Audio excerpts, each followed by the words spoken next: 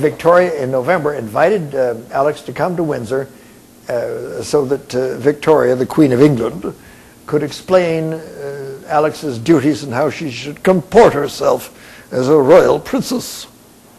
And Alex went and had a long interview with her mother-in-law-to-be, and Victoria started in, and before she could get anywhere, Alexandra simply charmed the daylights out of her. And at the end of that meeting, Victoria was saying, "Oh, what a charming, oh, just an absolute saint. Oh, Victoria, we're so lucky. Oh, what is all this carrying on?" Victoria had these highs of ecstasy, so it was a huge success. She just loved the idea of adding Alexandra to the family. Well, the wedding was set for the winter of '63, and in March of '63, everybody came to Windsor, St. George Chapel, where the wedding took place. Royals from all over the world came, it was a huge family. Everybody to see the young couple off. But Victoria, the Queen, consistently broke down weeping for the departed Albert interrupting the ceremony and stole the show. However,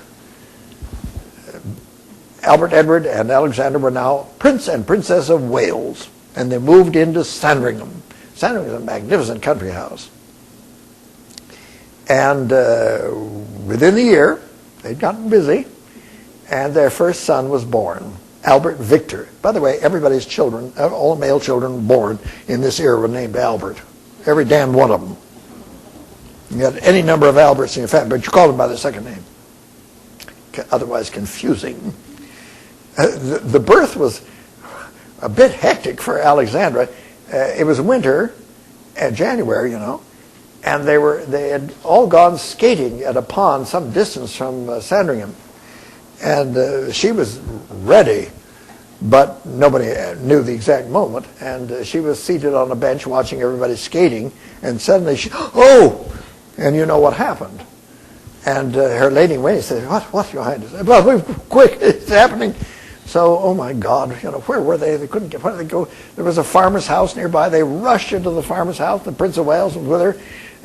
They rushed in, the poor farmer and his wife, what, here are all the royals in their kitchen.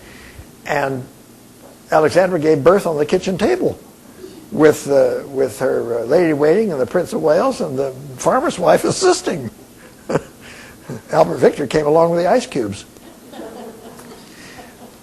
Well, it was a year later, a little more, that their second son was born, George, and he was followed by Louise Victoria, and then Maud. So far, 6 children. Was it 6? I can't count. 5. And unfortunately, when Louise Victoria was born in '67, age of 67, Princess Alexandra, Princess of Wales, came down with rheumatic fever just before the birth. Now this, of course, could have been fatal for the baby, but no, Princess Louise came out fine. She was a perfectly healthy child. But the Princess of Wales was not after that. The rheumatic fever had damaged her.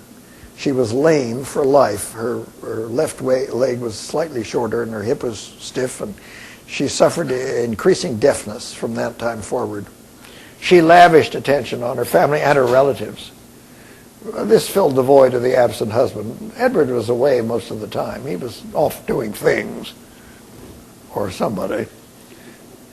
Now, she wasn't totally isolated from masculine companionship. She had Oliver Montague. Oliver Montague was the same age as Alexandra. He was the unmarried equerry of her husband. And Edward, the Prince of Wales, sort of delegated Montague to look after his wife's well-being, you know.